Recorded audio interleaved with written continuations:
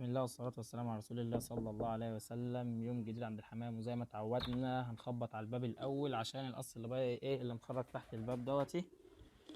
هم عياله كبروا بس احنا برضو اتعودنا على حاجة زي كده، فعادي بقى مش مشكلة. يلا خلينا نبدأ بهم. أول حاجة النهاردة إن شاء الله الفيديو بتاعنا هيبقى عبارة عن إن أنت إزاي تكسب من الحمام بتاعك، وإزاي تربي حمام وتعرف تكسب منه مكسب كويس. هنتابع الزغاليل وهنعمل حاجات كتير، عايزك تكمل معايا لآخر الفيديو. إن شاء الله هندشر الزغاليل الصغيرة، وفي مفاجأة جميلة قوي هنا في عيش الزوجية هتعرفها في آخر الفيديو إن شاء الله. حاجة هتعجبك أوي، بس كمل معانا للآخر. ما تنساش تحط بس الاشتراك عشان تتابعنا ويوصلك كل جديد، وحط لنا لايك، وأهم حاجة تصلي على النبي في الكومنتات، وما تنسناش من المتابعة يا جميل. أول حاجة عندنا القص، بسم الله ما شاء الله. القص إيه المراسلة الجمعيات دوت، الله أكبر، يعني مطلعين واحد أكول واحد أحمر. بسم الله ما شاء الله، قص جميل، ربنا يبارك فيه ويطعمنا خيره باذن الله. ان شاء الله نربي القص ديت، مش هنفرط فيه، زي ما شاء الله الله اكبر، يعني ربنا يبارك لنا فيها، نخليه القص ديت. تعالى خلينا نكمل وهنتكلم في الموضوع بتاعنا. احنا بنتابع الحمام ان شاء الله، ازاي تكسب من تحت الايه الحمام بتاعك، وايه الحمام اللي ممكن تكسب منه، وتعمل ايه عشان تكسب من الحمام. احنا عندنا القص الاكوى اللم تاني قش هنا اهو، وفي قص لم هنا برضه تاني اهوتي. ايه ده ايه ده، لا لا لا لا لا حول ولا قوة الا بالله. النتاية الاسترالي ماتت. النتاية اللي كنت عارضها في الفيديو اللي فاتت اللي كانت تحت القفص، انا سبتها قلت خلاص خفت، ماتت. يلا الحمد لله، قدر الله ما شاء فعل، الحمد لله. يلا الحمد لله، نصيبنا مش مشكلة بقى. خليك على جنب هنا ارميكي دلوقتي. تعال نكمل. عندنا ايه ده، ايه ده، بسم الله ما شاء الله، ده القص العطال باض. انا كنت مفكرهم عطال وكنت لسه هحضن تحتهم النهارده، دول باضوا. يلا الحمد لله اشتغلوا. كان نفسي تبقوا عطال، كان نفسي والله تبقوا عطال، بس يلا الحمد لله. بعد كده نخش على الزغلول بتاعنا الجميل العبسي، بسم الله ما شاء الله. ايه يا عم ماسك فيها ليه، ماسك ومثبت فيها ليه كده؟ يلا ما علينا، ربنا ايه يبارك فيه باذن الله. المهم يا معلم، نرجع لموضوعنا، ازاي تكسب من الحمام بتاعك. انا هقول لك، هو الموضوع سهل وبسيط، واحنا اللي مكبرينه على الفاضي. مش اي حد بقى يقعد يضحك عليك ويقول لك مثلا هات 20 جوز عشان تكسب منهم، وهات 30 وبالعدد وبالكميه، والله ما لها اي علاقه. انت ممكن من 10 تجواز حمام تكسب منهم ويدخلوا لك دهب في الشهر بتاعك. فاهم النقطه؟ عايز اقول لكم بس حاجه الاول، عندنا القص دوتي، استنى بس عشان احطه تحت القفص، لان انا طبعا ما عنديش حاجه اتجوز فيها. القص عيش الزوجيه شغال دلوقتي مش فاضلنا. ذكر استرالي كان عندنا زياده، والنتايه الجميله ديت بوزه صغيره ممكن يخرجوا لنا حمام، يعني ايه قريب من الاسترالي. الجمعيه شكلها باضت ولا ايه؟ بسم الله. لا لسه بس يعني. ما علينا، نرجع لموضوعنا. تكسب ازاي بقى من الحمام بتاعك؟ انا هقول لك على الطريقه، والموضوع هو سهل وبسيط، بس احنا اللي بنكبر الموضوع. ازاي بقى اكسب من الحمام بتاعي؟ تكسب من الحمام بتاعك يا معلم عن طريق حاجه حلوه وسهله وبسيطه، والموضوع سهل بس احنا اللي مكبرينه. يعني انت الاول محتاج تجيب قص ولا اتنين غالي. ليه؟ هقول لك ليه. انا عندي دلوقتي مثلا، انت ديك شايف الحمام اللي عندي كله، عندي شقلباز، عندي استرالي، عندي جمعيه، عندي بتاع ده عبسي، عندي مراسله على جمعيه. فدي الانواع اللي عندي. تمام. الانواع دي كلها اغلى جزء فيها بكام؟ يعني الحمام اللي عندي دي اغلى جزء فيه بكام؟ 300 جنيه، 400 جنيه، 500 جنيه، لو مثلا عندي جمعيه تقيل قوي. انت بقى لو عندك الاصوص دي كلها، دي الحمامه اللي جايه لنا من بره الاول. معلش يا جدعان قطعنا الموضوع. هنجوزها ان شاء الله للذكر. اني الذكر بتاعها فين؟ هو طاير بره دلوقتي. ممكن اجوزها للذكر اللي واقف على العيش الزوجيه اللي هناك ده، اللي ورا خالص ده. ما علينا. تكسب بقى من تحت الحمام بتاعك ازاي؟ انا اقول لك ازاي. انت مثلا جبت قص نفاخات، القص النفاخات دوتي مثلا عامل كام؟ 2000 جنيه. وانت عندك اي قص هنا يوم ما تبيعه الكبير قوي 250 300 جنيه. طب ما انت لو جبت القص النفاخات وحضنت من تحتيه تحت القصوص العاديه دي، وكده كده النفاخات هياكل كلفه، والقصوص العاديه هتاكل كلفه، وده ياكل نفس الكميه اللي دول هياكلوا. لا ده هياكل 2 كيلو مثلا في الشهر، وده ياكل 5. هم كل الحمام متقدر انه ياكل 5 كيلو بعياله في الشهر، يعني عموما طول ايه الفتره اللي هو بيخرج فيها.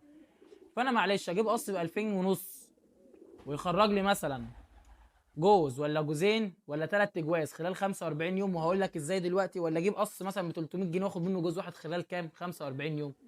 هبيع مثلا ب 4000 جنيه ولا ب 5000 جنيه بعد 45 400 جنيه ولا 500 جنيه خلال 45 يوم. طبعا لا، عايز يبيع 4 و5، ما انت عايز تكسب منه. انا هقول لك تعملها ازاي. اول حاجه لازم تجيب حمام تحضير كويس، وهقول لك ايه انواع الحمام التحضير الكويسه اللي انت ممكن تجيبها. تمام. اول حاجه تجيب حمام تحضير كويس. ليه؟ عشان لما تجيب قص نضيف زي ده هتخليه يبيض عندك، وكل ما يبيض بيضتين تاخدهم تحطهم تحت قص من حمام التحضير اللي انت مجهزه له. يعني مثلا خلي كل قص من الحمام الغالي، مثلا زي النفخات، زي النمساوي، زي مثلا الصافي، زي الحمام القرباج، الحمام اللي هو التاني اللي هو الغالي اللي بتدفع فيه فلوس، اللي هو ماسك سعر في السوق حاليا. والجهاز تحت الثلاث اربع تجواز ايه حضان ليه. هيبيض بيضتين. هو الحمام الطبيعي بيبيض كل شهر، بيبيض في كل 12 يوم، مش كل شهر، كل 12 يوم بيبيض بيضتين. فانت هتجيب بيضتين بلاستيك، اول ما يبيض البيضتين تحطهم تحت، يرد عليهم 5 ايام عشان يريح نفسه، وبعد كده تحط له ايه تشيلهم من تحتها عشان يبيض بعد 12 يوم تاني. هتلاقي نفسك كل 17 يوم بتاخد من تحتيه جوز بيضات. جوز بيضات هتحضنهم تحت قص من اللي عندك. على خلال 45 يوم انت بقى عندك 3 اجواز منه. صح ولا انا غلطان؟ تلاقي عندك 3 اجواز منه. 3 اجواز ممكن تبيعهم ب 4000 جنيه 5000 جنيه. مش شرط تضرب في القص ايه 1000 ونص و2000، والارقام اللي احنا بنسمعها في السوق اللي استغفر الله العظيم بقت حاجه متعبه. ما تمشي الدنيا يا عم، بدل ما هو ب 2000 جنيه لا انت قول 1000 ونص، وهتعرف تسوق حمامك وتبيعه بدل ما تربيه على الفاضي، وياكل نفس الكميه اللي القص الطحين هياكلها لو هو اللي خرج عياله. فاهم النقطه؟ وكل 45 يوم تاخد من تحتيه 3. بدل مثلا عندك قص نفاخ سبته باض ورقد على البيض بتاعه وخرج، والحمام بيصفتهم على 35 يوم، وهو يرد عليها بتاع 21 يوم، انت بتتكلم في سكه 50 60 يوم. طب ما انت ممكن خلال 50 60 يوم تاخد 3 قصوص مش قص واحد. فاهم النقطه؟ بس انا زي ما اقول لك ايه، تاخدها خطوه خطوه. خلينا نكمل برضو الفيديو بتاعنا واحنا ايه بنشرح. تاخدها خطوه خطوه. عندنا الزغلول الجميل ده تاخدها خطوه خطوه ازاي يا معلم؟ اللي هو انت اول حاجه تجهز التحضير بتاعك. هات مثلا سلكات او سايب عادي، مش هيقول لا لو عايز تربي سايب. قص البلد الجميل بسم الله ما شاء الله. عايز تربي سايب عادي مش مشكله. هتربي سايب مش هتخسر حاجه. هتربي سلكات اللي يريحك، كل واحد حسب الميزانيه بتاعته. انا الحمد لله زي ما انتم شايفين اهو، انا هي دي الميزانيه بتاعتي دلوقتي. انا راجل لسه مخلص جامعه ولسه مخلص جيش ومش مش شغال حاليا، فمش معايا، ما عنديش امكانيه ان انا اشتري سلكات. تمام. انا عايز اقول لك ده اهو بجوز فيها الحمام. شايفين الحمام واقف على ده الدشار بتاعه. ان شاء الله هندشر الزغاليل دي النهارده لان هم خلاص اتفطموا وبقوا بيلقطوا، وهنطلعهم ان شاء الله ندشرهم برده في الفيديو. دلوقتي تابع معانا الاخر عشان تشوف ايه الحمام وتشوف وصلنا لحد فين. المهم نرجع للايه لموضوعنا. هتجهز يا عم انت ايه الاوضه بتاعتك وتجهز سلكاتك او تربي سايب زي ما انت عايز. اول حاجه تجيبها هنجيب لك جواز التحضير. تاكد ان هم كويسين، جربهم بالايه بالخرج بتاعهم الاول، شوف تاكلهم، شوف برضو الحنيه بتاعتهم، شوف بيهتموا بالحمام ولا لا. هات حاجه تعرف تاكل، حاجه تاكل لحد الاخر، ما تكونش تاكلها ضعيف، عشان انت هتربي حمام غالي وتعرف تبيعه، تعرف تسوق الحمام بتاعك. بعد كده تروح تشتري لك قص او اتنين على حسب ميزانيتك. هتشتري مثلا قص نفخات وقص مثلا نمساوي، وشويه شويه هنجيب الانواع التانية، في انواع تانية كتير هنجيبها. بس خلينا مثلا نبدا بالنفخات ايه او النمساوي مثلا او قص الصافي مثلا. ايه ده، في حاجه جديده باضت هنا اهي. بسم الله ما شاء الله الله اكبر. دي تقريبا القص الشقلباز. القص الشقلباز التاني باض الحمد لله. بيضه دافيه لسه الحمامه مايمه من عليها. وده القص الجمعيات بتاعنا الاسود. الزغلول اللي كان تحت القص الشقلباز الاكول ده الاسود ده. ودوت ابنهم هم اصلا، دوت ابنهم هم، حتى باين من مناخيرهم يعني. ده بشوف بوزه كبير ازاي والتاني بص بوزه صغير ازاي. ما علينا. تروح بقى نرجع للموضوع بتاعنا. هتروح بقى يا معلم جايب لك قص ولا اتنين غاليين كده وحلوين، وتربي من تحتيهم. تاخد من تحتهم وتحضر من تحت. هتلاقي نفسك خلال ال 60 يوم مثلا اللي انت المفروض تطلع من تحتيه قص واحد، طلعت من تحتيه 3 قصوص وعرفت تبيعهم. في قنوات كتير قوي على الفيس بتبيع، وفي ناس على اليوتيوب بيبيعوا. وكل حته حوار انك تبيع دي بقى موضوع سهل. خش على جروبات الفيس وصور حمامك كويس واعرضه، وهيجي لك ليه بيع، ما تقلقش يعني ان شاء الله. تعال بس كده الاول واحنا شغالين ناخد الحمام ده عشان نحطه في الدشار. بسم الله. ده الزغلول الاول، وده الدشار الجميل بتاعنا. دي واحد، ده بدأ يطير اصلا. تعال، شايفين الشرابات ما شاء الله الله اكبر. عايز اقص اصلا. اتنين. تعال نجيب اخواتهم. تالت فين اهو، ما تطيرش. لا. تعال. تلاتة. خلاص هو اصلا كسر ريش والدنيا بقت زي الفل. تلاتة ما شاء الله. وهنشوف الهدية طبعا او المفاجأة بتاعتنا الجميلة في عش الزوجية في ايه في اخر الفيديو. تابع معانا الاخر عشان يشوفها. واللي ما حطش متابعة يا ريت يعمل لنا متابعة من دلوقتي عشان يشوف كل جديد، وعشان يوصل ايه للجديد بتاعنا. هنحطهم بس مش دلوقتي، في اخر الفيديو انا بطلع احطهم فوق ايه على السطح ابشره. المهم نكمل موضوعنا. ده الدكر ان شاء الله اللي احنا هنجوزه النتايه اللي جايه من بره. الدكر الجمعيه ده شايفين ما شاء الله مستواه عامل ازاي، التفصيصه بتاعته جامده. هي النتايه اللي فوق دي هنجوزها له ان شاء الله. وده السفروت اللي جبناه من الاوضه الثانيه لو فاكرين. خلاص بقى بيطلع يدخل لوحده دلوقتي. انا ذكي جدا بسم الله ما شاء الله الزغلول ده. هي الشعرباظيه اللي بايظه هناك. بس يا عم هو ده الموضوع وما فيه. انك ازاي تعرف تجيب مكسب من الحمام بتاعك. هو الموضوع سهل بس احنا اللي مكبرينه ومصعبينه.